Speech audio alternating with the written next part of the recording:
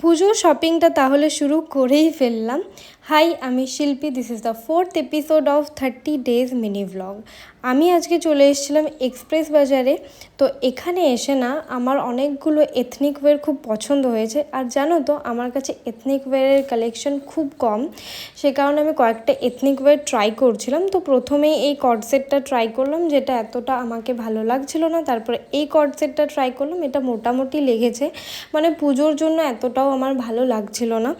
এখানে যে কুর্তি সেটগুলো ছিল, এথনিক ওয়্যারগুলো ছিল, সেগুলো কিন্তু বেশ ভালো লেগেছে আমার। কিন্তু একটাই ইস্যু ছিল এখানে, সেটা হলো সাইজের ইস্যু। মানে এক্সএস, এস, এম এই তিনটে সাইজ এখানে খুব কম অ্যাভেলেবেল ছিল। যেটাই পছন্দ হচ্ছে সেটারই আমি আমার সাইজ পাচ্ছি না।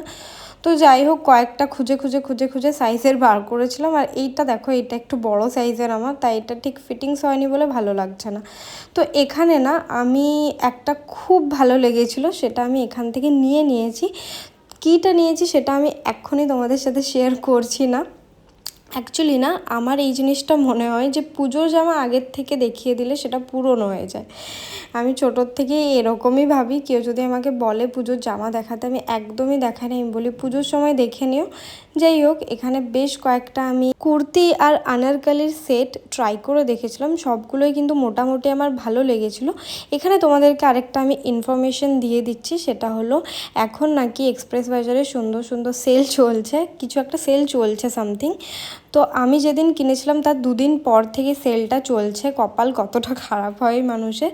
যাই হোক, আমি আমার জিনিসটা বিলিং কাউন্টারে বিলিং করে নেওয়ার পর এখান থেকে বেরিয়ে গেছিলাম আর চলে গেছিলাম একটু কোল্ড কফি খেতে, কারণ সেদিনটা ছিল প্রচণ্ড গরম।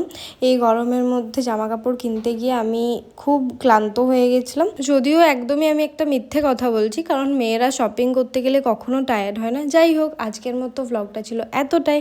Stay tune, by.